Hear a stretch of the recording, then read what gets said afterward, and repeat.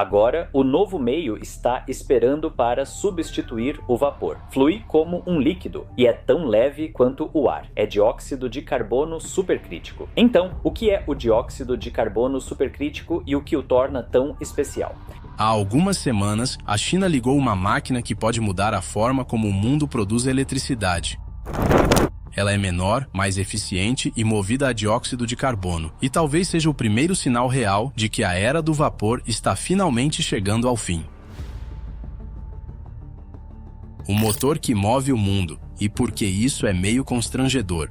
Aqui vai uma verdade curiosa sobre a eletricidade moderna. Não importa se a energia vem do carvão, do gás, da energia nuclear ou de alguns sistemas solares térmicos. O processo final quase sempre é o mesmo. O calor ferve a água vira vapor. O vapor empurra uma turbina. A turbina gira um gerador e então a eletricidade é produzida. Essa é a ideia básica por trás de grande parte da rede elétrica moderna. E a parte surpreendente é que essa ideia praticamente não mudou desde o século XIX. Claro, as turbinas a vapor modernas são muito mais avançadas hoje. Elas usam materiais resistentes, alta pressão e uma engenharia extremamente precisa. Mas a ideia principal continua a mesma: usar calor para gerar vapor e depois usar o vapor para girar uma máquina. E é aí que o problema começa. Até mesmo as melhores turbinas a vapor de hoje conseguem transformar apenas cerca de 35% do calor que recebem em eletricidade.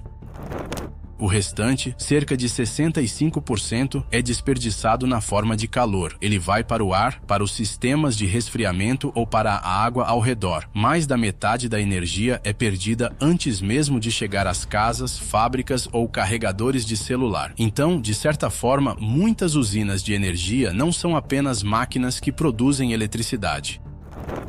Elas também são máquinas que desperdiçam enormes quantidades de energia. Os engenheiros conhecem esse problema há muito tempo e vêm procurando algo melhor, algo capaz de usar o calor com mais eficiência e desperdiçar muito menos energia. A resposta não foi apenas uma turbina a vapor melhor, foi um fluido de trabalho completamente diferente. E esse fluido era o dióxido de carbono, o estranho estado da matéria sobre o qual quase ninguém fala. A maioria das pessoas aprende que a matéria tem 3 estados principais: sólido, líquido e gasoso. Mas, em condições especiais, existe um outro estado chamado fluido supercrítico. Isso acontece quando uma substância é levada além de uma determinada temperatura e pressão, conhecidas como ponto crítico. Nesse ponto, a diferença entre líquido e gás desaparece. A substância fica densa como um líquido, mas ainda consegue se mover e fluir como um gás. Parece estranho, mas é real, e os cientistas sabem disso há muito tempo. É aí que o dióxido de carbono se torna muito interessante. A água precisa de condições extremamente intensas para se tornar supercrítica. Ela precisa atingir cerca de 374 graus Celsius e aproximadamente 220 atmosferas de pressão. Isso é extremamente agressivo e difícil para as máquinas suportarem. Mas o dióxido de carbono atinge seu ponto crítico com apenas cerca de 31 graus Celsius e aproximadamente 70 atmosferas de pressão. Isso é muito mais fácil de alcançar em comparação com a água. Quando o CO2 entra nesse estado supercrítico, ele se torna muito denso, quase como um líquido, mas continua fluindo suavemente como um gás. Isso o torna muito poderoso para turbinas. Em uma turbina, quanto mais massa você consegue empurrar pelas pás, mais energia consegue extrair. O vapor não é muito denso, então as turbinas a vapor precisam ser enormes. É por isso que grandes usinas de energia têm salas de turbinas que parecem hangares de aviões. O CO2 supercrítico consegue transportar muito mais massa por uma turbina muito menor.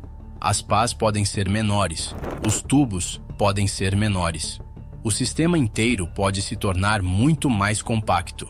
E, por causa da forma como o ciclo funciona, menos energia é desperdiçada. Na teoria, sistemas com CO2 supercrítico podem alcançar algo entre 45% e 50% de eficiência. Comparado aos sistemas a vapor, que ficam em torno de 35%, isso representa uma melhoria enorme. mas saber que algo deveria funcionar é muito diferente de conseguir construí-lo no mundo real. Por que ninguém fez isso antes? Se o CO2 supercrítico é tão útil, por que demorou tanto tempo? A resposta é simples. Construir esse tipo de sistema é extremamente difícil. O primeiro grande problema é o calor.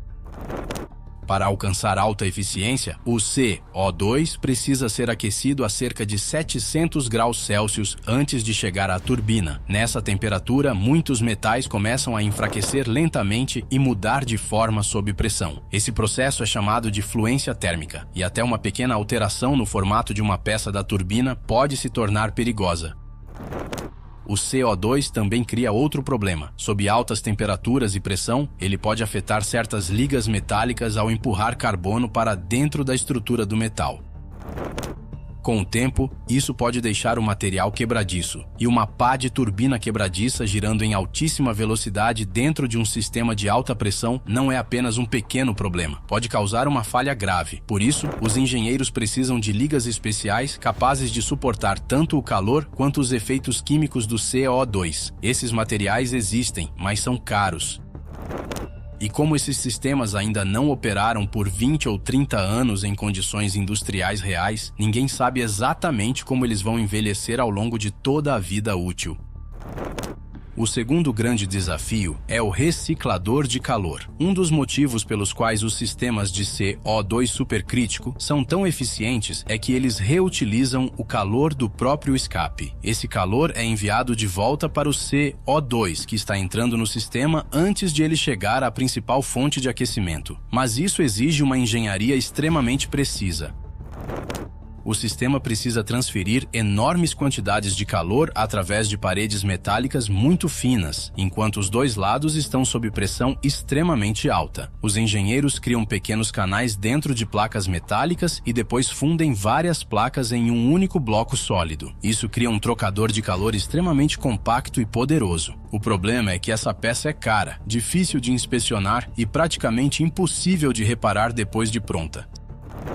Se surgir uma rachadura dentro dela enquanto estiver operando sob alta pressão, as consequências podem ser sérias. O terceiro problema é a velocidade da turbina. Como o CO2 supercrítico é muito denso, a turbina pode ser pequena, mas turbinas pequenas geralmente precisam girar em velocidades extremamente altas, às vezes dezenas de milhares de rotações por minuto. Rolamentos comuns com óleo gerariam atrito e calor demais, então os engenheiros precisam usar rolamentos magnéticos ou rolamentos especiais que utilizam o próprio CO2 como uma espécie de almofada. Essas ideias podem funcionar, mas são complexas e caras, e ainda precisam provar sua confiabilidade no longo prazo em aplicações industriais reais. É por isso que essa tecnologia ficou presa na fase de pesquisa durante décadas. Muitos países estudaram isso, muitos sistemas de teste foram construídos. Mas colocá-la em uma rede elétrica comercial de verdade era a parte difícil. Então a China mudou essa história. O que a China realmente construiu. Em dezembro de 2025, a Corporação Nuclear Nacional da China anunciou que havia ligado 2 turbinas de CO2 supercrítico em uma siderúrgica na província de Guizhou. Cada turbina produz 15 megawatts. Juntas, elas formam um sistema chamado Caotan-1. Esse sistema não queima seu próprio combustível. Em vez disso, ele captura o calor desperdiçado pela siderúrgica e transforma esse calor em eletricidade. Fábricas de aço produzem quantidades enormes de calor, e grande parte disso normalmente é perdida para o ar ou para sistemas de resfriamento. O Caotan-1 captura esse calor antes que ele escape e o reaproveita. Os resultados são impressionantes. Comparado ao antigo sistema de turbinas a vapor, o Caotan-1 produz 50% mais eletricidade usando a mesma fonte de calor. Ele também é cerca de 50% menor do que o sistema que substituiu. A eficiência do processo de recuperação de calor melhorou em mais de 85%. Ao longo de um ano, a planta pode produzir mais de 70 milhões de kWh de eletricidade a partir de calor que antes era desperdiçado. Isso pode representar cerca de 4,3 milhões de dólares em receita extra anual para a fábrica. E essa é a parte mais poderosa. A siderúrgica não precisou mudar a forma como produz aço. O calor já existia. A diferença é que agora uma máquina melhor está conseguindo extrair muito mais valor do mesmo processo. Mesmo assim, os detalhes técnicos completos do Caltan One ainda não foram divulgados publicamente. O design exato, os materiais e os números operacionais não estão totalmente disponíveis para análise independente. Então, as maiores afirmações ainda devem ser vistas com certa cautela até que mais dados sejam divulgados. Mas o fato mais importante é claro, isso não é apenas um teste de laboratório, é um sistema real, conectado a uma instalação industrial real e a uma rede elétrica real, e isso representa um enorme avanço. O panorama geral, e por que isso ainda não é uma revolução? O Caltan One prova que turbinas de CO2 supercrítico podem funcionar no mundo real. Isso é muito importante. Por anos, essa tecnologia viveu principalmente em artigos científicos, bancadas de teste e programas governamentais. Sair de um laboratório e chegar a uma instalação comercial é um desafio completamente diferente. Isso significa que os materiais sobreviveram a condições reais. O reciclador de calor funcionou, os rolamentos continuaram operando, os sistemas de controle lidaram com pressão e temperatura sem falhas catastróficas. Mas também é importante ser honesto, esse sistema não está substituindo a turbina principal de uma usina nuclear ou de uma grande central elétrica. Ele está sendo usado para recuperar calor residual em uma siderúrgica. Esse é um ambiente mais seguro para testar a tecnologia. Se o sistema tiver problemas, a fábrica simplesmente perde um pouco de eletricidade extra. Uma cidade não fica sem energia. Infraestruturas críticas não são desligadas. Então isso é um primeiro passo cauteloso, não uma substituição global completa. Essa cautela faz sentido. Antes que essa tecnologia possa ser usada com confiança em usinas nucleares, grandes centrais elétricas, navios ou outros sistemas críticos, os operadores precisam de anos de dados reais. Eles precisam entender como os materiais envelhecem, como os rolamentos se comportam e se os trocadores de calor conseguem sobreviver a décadas de operação. O Caltan One é o começo dessa prova. É o primeiro ponto de dados real em uma história que pode se tornar muito maior. Se a tecnologia continuar melhorando, as possibilidades são enormes. Reatores nucleares menores, indústrias gerando dinheiro a partir do calor desperdiçado, sistemas compactos para navios, usinas solares térmicas que usam menos água. Tudo isso fica mais fácil se turbinas puderem ser menores e mais eficientes do que sistemas a vapor. O que vem a seguir?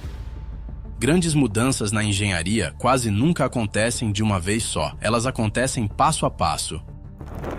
Primeiro, um problema de materiais é resolvido. Depois, um método de fabricação melhora. Em seguida, um sistema de teste prova a ideia fora do laboratório. Finalmente, todas as peças se encaixam e o progresso começa a acelerar. As turbinas de CO2 supercrítico ficaram presas nessa fase lenta por muito tempo. O Caltan One pode ser o momento em que esse ritmo começa a mudar.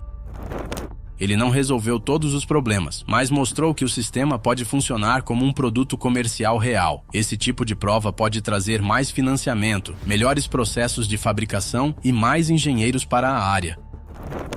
Também pode dar mais confiança a investidores e operadores para apoiar os próximos projetos. Outros países, incluindo Estados Unidos, Alemanha, Coreia do Sul e Japão, também vêm trabalhando em sistemas de CO2 supercrítico, mas a China agora saiu na frente com uma implementação comercial real. Cada hora que o Caltan One continua operando, ele gera dados valiosos. Mostra como os materiais se comportam sob pressão, como os rolamentos funcionam ao longo do tempo e se os trocadores de calor conseguem suportar uso prolongado. Esses dados podem levar a projetos melhores e sistemas maiores. Há também uma curiosidade interessante. As turbinas a vapor usam o ciclo de Rankine, desenvolvido em 1859. Já as turbinas de CO2 supercrítico usam o ciclo de Brayton, desenvolvido em 1872. Ou seja, depois de mais de 150 anos, o mundo pode estar avançando apenas 13 anos na história da termodinâmica. Mas às vezes, 13 anos podem mudar tudo. O vapor não transformou o mundo no momento em que foi inventado. Ele transformou o mundo quando se tornou confiável, acessível e amplamente adotado. As turbinas de CO2 supercrítico podem estar começando a mesma jornada agora. A primeira unidade comercial já está funcionando, os dados estão começando a se acumular, e se os engenheiros conseguirem resolver os desafios restantes em escala, a máquina que foi ligada silenciosamente em uma siderúrgica chinesa pode um dia se tornar tão comum quanto a tecnologia a vapor que ela espera substituir.